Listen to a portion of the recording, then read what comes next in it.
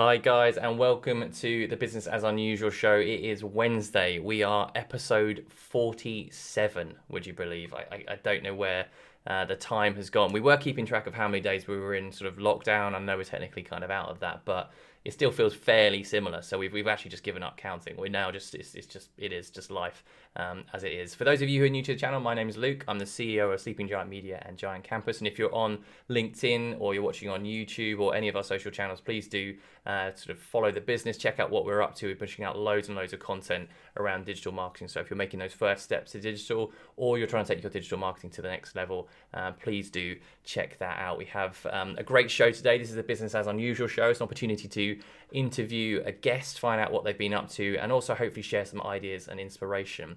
Before we introduce the guest, I've just got to give you a bit of an update on the news. So this is a week that has seen the UK government introduce a three-tiered restriction system across the country, which is stated to be a moderate and balanced approach to saving lives whilst also trying to protect the economy.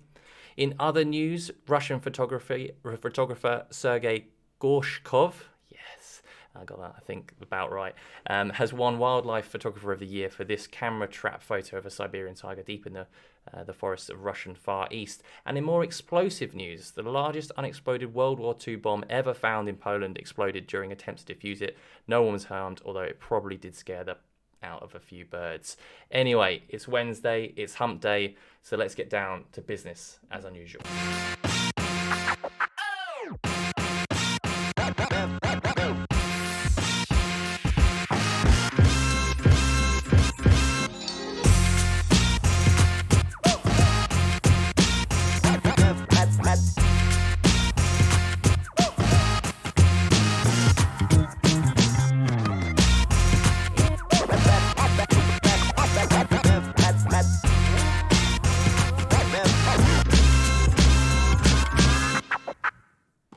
Hi guys, and welcome to the Business as Unusual show. If you're just tuning in, my name's Luke. I'm the CEO of Sleeping Giant Media and Giant Campus, and we have Dean Finnegan here today. We're talking about the work he's been doing with a range of different businesses. If you are on the chat, either in LinkedIn or one of the other platforms, please do throw any questions to myself or Dean as we go along. So without further ado, let's introduce Dean. Dean, how are you doing, sir?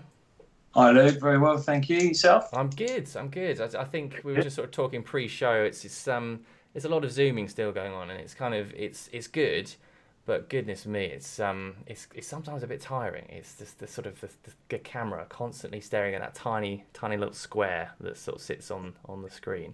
Yeah. But yeah, can you give a bit of an introduction to yourself and the business and the work that you do? Yeah, sure. So primarily right now I'm a business coach. I've been coaching for about 10 years. I work with all types of businesses, from one-person startups right up to multi-million-pound international businesses. And I also buy, build and sell my own businesses as well. And I've got a couple of other businesses that also work without my day-to-day interaction. That's the perfect business right there, isn't it? Right there, that is Rich Dad Poor Dad territory right there. Have you read the book Rich Dad Poor Dad? I have indeed, yeah. You basically, yeah. I'm assuming you've taken that. How on earth did you find a business where you don't have to do much during the day? Like, seriously, what businesses are these, and how do I get involved? Well, I have to practice what I preach, right? Absolutely, yeah. But I love it. I read the book, and I love Rich Dad Poor Dad. But I was like, okay, what businesses could I get involved with that don't require day-to-day hands-on activity? So tell me the secrets. Teach me, how does it work? I think you're in one. I think any business can do that. It's just about the way you structure it. Putting the foundations in place and making sure that you get the systems, processes, and most importantly the right team. Right, I'm off then. I'm not saying you haven't got any of those things. I'm just saying, any business can do that. Right, okay, guys, if you're watching this is my last day of work today. It's over to you, the keys. I'm handing over the keys. Take it from here. Great stuff. So the businesses that you work with, how, again, we sort of talked, we don't want to go too much into sort of the we all know these are challenging times. Yeah. How are the businesses that you're working with fared, and what are the sort of the key sort of challenges that they faced? Yeah, I mean, look, like I said, we won't dig into it too much, but I think everybody went into this state of either denial or a bit of chaos, or they went in a cycle of, being a bit bitter and angry about it. But, every single one of my clients has responded. We were working out the other day, 93% of my one-to-one clients are in a better position financially and in terms of growth than when they went into COVID. So, they've had to adapt. Some industries much more than others, as we know. And some have continued, some have done well because of the situation. So, it's really it's down to the individual business owner. It's down to the individual business. I believe that every industry still has a future, or every business still has a future if they look at it in the right way. Absolutely, and maybe sort of we talk sort of about the restart up mentality, that focus on kind of reinvention, something we've been talking a lot about. What sort of advice have you been doing to that, or giving to those teams and those businesses about how to prepare themselves better for the future? I think mainly it's just about learn from what we've done in the past, but actually try to ignore some of it as well, and look at things really with a fresh pair of eyes, and just challenge absolutely everything. Even if it worked brilliantly and beautifully up until this point, challenge it, and we're seeing it, businesses that have adapted and have moved and changed the way they're doing things, they're in a much better, stronger position, because yes, COVID is new to all of us. But there will be other downturns, maybe hopefully not as big as this and not as impactful on health and things like that. But, there will be challenges along the way. Yeah. And we need to make our business resilient and have multi-streams of income and marketing, all of that kind of stuff. Yeah, absolutely. Question just coming in the chat from Danny, who also commented, said he would never leave us alone, which refers to me trying to step away from the business. That is true, Danny. It's also because I love what I do. So there is that kind of, I would step away and then instantly regret it and be trying to get back involved, because I'd miss this type of live content as well. But the question is, how can CEOs who think they are needed day to day learn to take a step back a little? Good question, Danny. Not loaded at all, but over to you, Dean. Really good question. In my blunt way, I'd probably say get over yourself, right? I work with CEOs of some very, very successful companies. The best ones are the ones that can get over themselves and realise that actually there's people out there that probably do the job better than they do. Right. Live shows also being passed over to someone else now as well. There was, yeah. But it doesn't mean you can be a better CEO. But it does mean that to surround yourself in with people that are fantastic at what they do. Otherwise you're never going to be able to move on. You're never going to be able to step back. You've got to have that team around you. It's so important. That's a good point. We probably should find someone who could cover off our brand and marketing so I could step away from that as well. So that's a good point. Thanks for that, Dean. I appreciate that. I'm joking, Danny. I love you, man. I love you. And so what in terms of kind of leadership, because again, this is a sort of a challenging situation for leaders. What's the sort of advice that you'd offer to people? Because again, there's the mental health aspect as well, and again, we're not getting into necessarily the sort of the psychology element of it, but it's something that's really, really tough as well for leaders, because there is some really, really challenging times. Is there any advice that you could kind of offer there? Yeah, I mean, you're right. It is really tough, and we are coming up against challenges that maybe we're not used to or we've never done before. So, with regards to management and leadership, I think this needs both right now. They're very different, management and leadership. I think, we've got to communicate in times of change, times of uncertainty. We have to, and especially when people are remote working, we have to communicate much more than we ever did before with our teams, with our clients, with our suppliers. We just got to keep our mindsets in good places. And if an individual is prone to maybe dips in mindset and that, we need to look at strengthening that and making that, stronger. And we know with a great mindset we can achieve great things. With a dark mindset we can spiral, into different places. So it's there's a lot of help out there as well, and people should reach out for that help. Absolutely, yeah, and often quite difficult to do that as a leader, because you feel like perception of that weakness, but actually it's just a really, really important thing to do.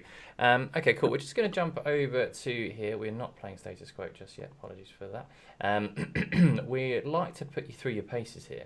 A little more action. As an action coach, we're going to put you through, again, tenuous link. Okay, so this is actually not going to it's nothing aimed to trip you up.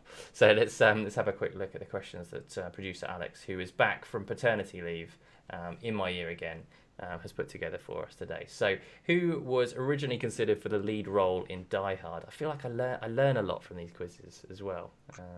Yeah, who would I say would be who was considered for the lead role here? I would love to think it was Frank Sinatra, but I'm going to go with Keanu Reeves. Yeah, that's a good shout. It'd be amazing to see Frank Sinatra in that role. No. What? Would you believe it? Oh, Blue Eyes himself. Wow, impressive. Yeah, and again, chat, feel free to play along. Put your answers in the chat as we go through. What does Jackie Chan hold the Guinness record for? Oh. It's got to be most punches thrown. Most punches thrown. Let's have a look. Most credits on a movie.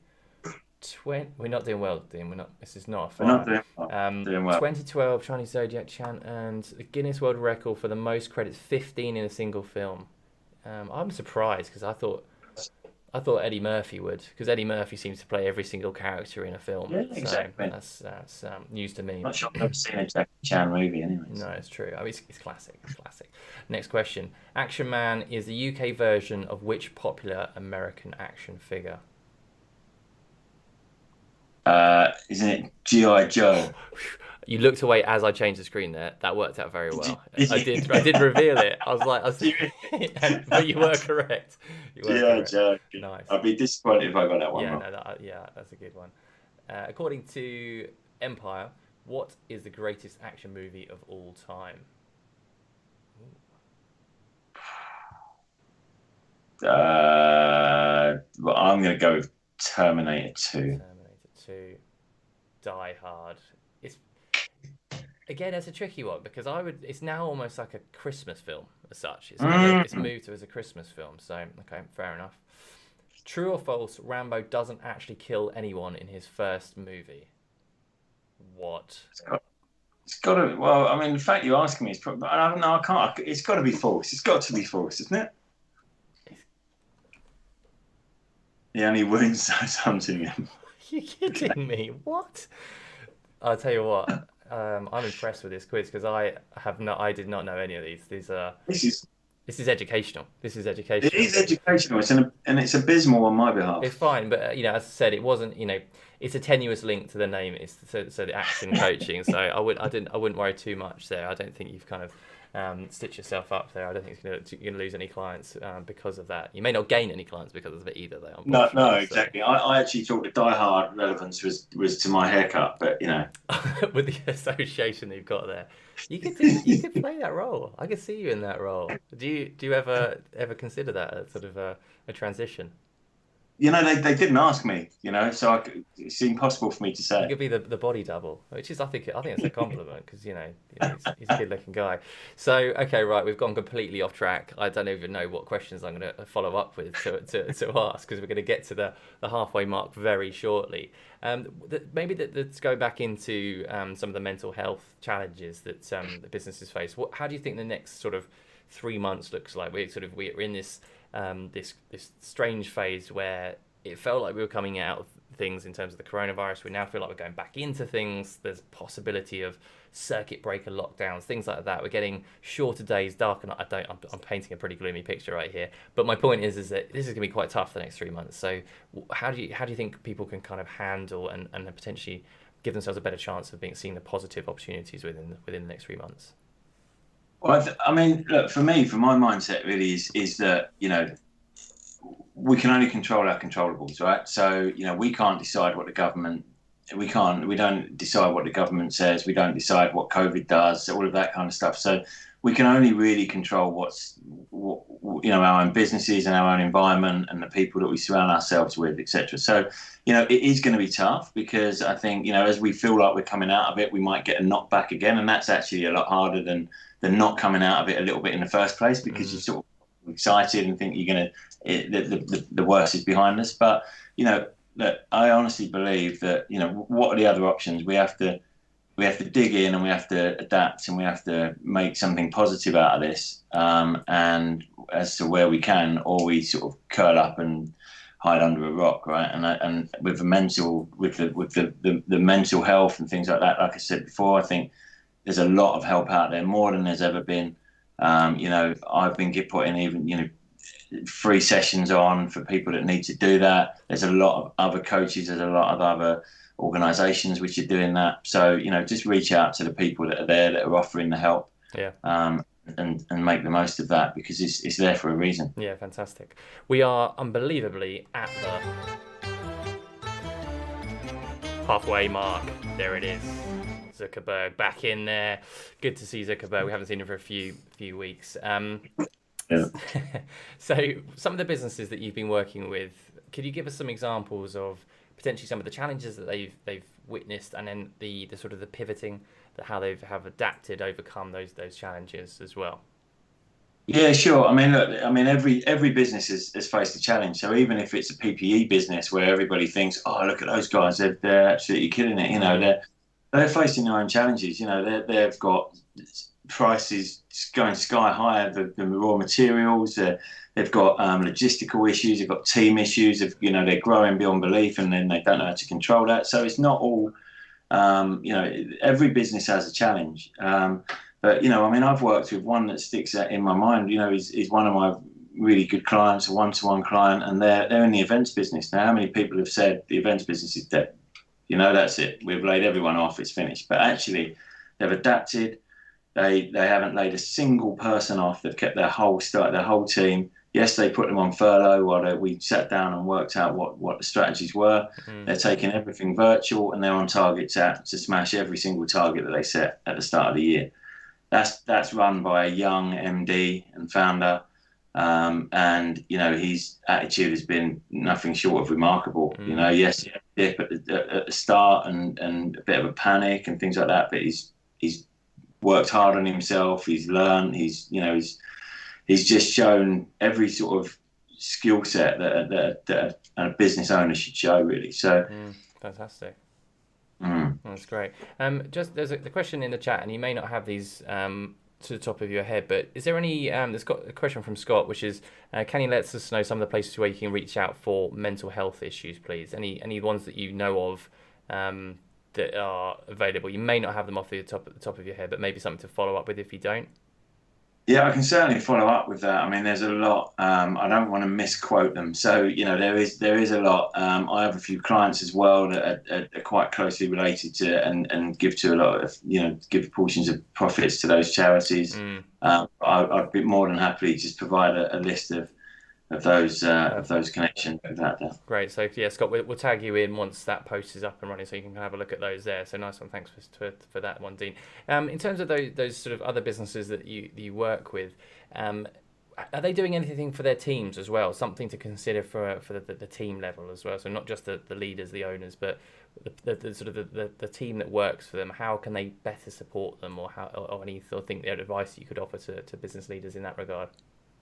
Yeah, I mean, like I said earlier, I think it's all about communication right now. In times of change, in times of adversity, in times of remote working is a new challenge for nearly every business out there at the moment, especially to this extent. Even if we were remote before, so I've got clients that what has worked really well is running sort of questionnaires, running surveys on their staff's mental health, running and keeping these as confidential. And feedback on the culture of the business, what's working well, what's not working well, pre and during COVID. So, I've got clients that have taken a lot of time and a lot of investment into their staff and their team to really get some feedback and use this time to think, actually, we need to look at our vision and our mission and our culture, the way we're doing things, what we're trying to achieve and why, and make it much more inclusive. Yeah, great. Because I think during the good times and I think we get a bit lazy. We get businesses get a bit fat, and we just take things for granted. And now's the time that we shouldn't take anything for granted. We need to question everything, involve everybody in the team, and invest in that team. Yeah, absolutely. No, great, thank you. And I guess the one of the things that's kind of I get asked quite a lot at the moment is around businesses looking to try to start as well. And obviously, you mentioned that you were involved with a few additional businesses as well. What advice would you offer to those businesses in terms of, is it good time to start up, bad time to start up? What's your thoughts on that? Yeah, there's no better time to start a business than now, right? And that goes for any climate, any year, any whatever, as far as I'm concerned. I've started businesses in a recession. If you start them lean, you start them, you question everything properly. Again, you're going to finer detail than perhaps what you would have done in a different time. It's all cyclical. We will come out of this. We have to. There's no other option. So, look, I think if people want to start a business and they're doing it for the right reasons and they believe they're onto a good thing, then they should just go for it. There's no better time than now to start business. Yeah, absolutely. And there's just a question in the chat there from Danny, which is, what are the best change management books that you've used or and guided your career? And if maybe if you haven't got any examples of change management, any key books that you've obviously clearly read Rich Dad Poor Dad, any other books that you would recommend that that you found have really particularly useful and guided you on your kind of career so far? Yeah, so change management, it's not really about the process for me on this, but it's more about the mindset. So what got you here won't get you there by, is really good, because it's exactly what it says. When business owners say, well, I'm doing something right, we've got this far, and you go, yeah, okay, but if you want to get to the next level, you've got to change it again. So that's really good about change, and that's in all ways of change. What else? From good to great. Is the obvious choice. Is that Sorry? Jim Collins, that one, isn't it? Yeah. I think it's. I'm terrible with names. I'm terrible with memory. I remember. Yeah. Is it the hedgehog concept? I think that's the. Yeah, that's right. Yeah. So some great books. Rich Dad Poor Dad is awesome. Things like The Richest Man in Babylon are also good books. They're not about change, but something just on the mindset. I know it's not about change, but You Can't Hurt Me by David Goggins is a phenomenal book. Okay. Absolutely phenomenal book. So anybody who's struggling with a bit of mindset or anything like that, that's a really, really good book to read there. Okay, I have made a note of that one as well. It sounds interesting. Cool. Well, that's a good segue into status quote, because along with books, again, it comes to quotes in terms of like how you almost kind of approach your life. What are the quotes that you kind of live by? And these are just 3 that we've selected, and it's a case of picking one that you would snog, one you would marry, one you would avoid, and give a bit of a background or a reason as to why that kind of selection goes, and maybe afterwards share some ideas of quotes that you kind of like. So let's have a quick look at the quotes. If I cannot do great things, I can do small things in a great way. Nice, Martin Luther King. Quote number 2. The bad news is time flies. The good news is you're the pilot. Ooh, interesting. Not heard that one before. Let's have a look. Never limit yourself because of others. Limited imagination. Never limit others because of your own limited imagination. I find that very difficult to read, but I think we get the point. So those are the 3. Those are the 3 quotes that we've got there. Any one of those sort of jumping out at you either as your favourite or your least favourite? Yeah, my least favourite is definitely the bad time. The bad news is time flies. Yeah. That's my least favourite. Why? So what's why so? Is that what is there? Snog, marry, and Snog, marry, and avoid. So sorry, yeah. So sorry. like love. Okay, right. What is it about that one you don't like? It's just a bit cheesy, isn't It's it? a bit cheesy. I mean, don't get me wrong. This is like cheese fest material right here. So okay. So which are the other 2? Are you sort of you loving? Which ones are those 2? So I think if I was to live by one of those, or at least repeat that again, I think it's to never limit yourself because of other limited imagination. Yeah. Yeah, absolutely. Yeah, and again, have you experienced that yourself in terms of the sort of during your sort of startup or your career? Have you had that sort of limiting other people's limited imagination and kind of causing you to question yourself? Yeah, there's always naysayers, isn't there? There's always naysayers, and there's a couple of guys that I'm coaching at the moment, and they're having some real struggles because of their age, because people are saying them they're too young, and people are but these people are not ones to listen to, right? So it's don't limit yourself. It's quite a good quote actually. Don't limit yourself because of others' limited imagination. Yeah. Look at Elon Musk, those guys. If they'd have listened to everybody else, we wouldn't have moved forward in our human race the way we have done if those guys weren't around. Absolutely. No, it's actually a really good quote, and now I can actually read it properly. It makes a lot more sense. So yeah, I think it's an interesting one actually saying that about it. It's something that's that rings a few bells. That kind of "you're too young" quote. I do remember hearing that a few times. So it's just really important to not have that kind of limitation. What other quotes would you say that you kind of like or have kind of lived by sort of during your kind of career? I think if he was asking my wife, she'd probably say, I always say it is what it is, right? And it comes back to that control the controllables. There's nothing I can do about it. The situation is a situation. It's how I react within that situation or that scenario that's going to make the difference. So that's probably one that I say all the time. It is what it is. But for me, one that sticks out for me, again, it's a bit of a mindset. Well, it's not a bit of a mindset. It's pretty strong on the mindset. It's Henry Ford, I think it was, that said, whether you believe you can or you believe you can't, you're right. Yes. Yeah. That's one that I talk to my clients about quite a lot. Absolutely, yeah, and I think it's really, the quotes are obviously relatively cheesy, but there's some really good messages in there, isn't there? And I think sometimes having those sort of close to hand when you're in the startup phase, or if you're in a sort of challenging situation, it's really useful to help kind of pull you through that. There's a comment in chat from Scott saying, "Can you add notes on the books as well, please?" So Dean, you've got some homework. Scott's giving you some additional homework. I didn't know I was going to get some homework. So from you've this, got to find those links. I'm more than happy to put down, a few of the books that I've read that I think that I believe every business owner should read, and one of them is the E-Myth. If you've never read it, it's about as basic as it comes. But I believe that before you're allowed to start up a company, I think the E-Myth should be given to them and you should be tested on it. I think it's a great book. Is it the E-Myth? I'm more than happy to put a list together.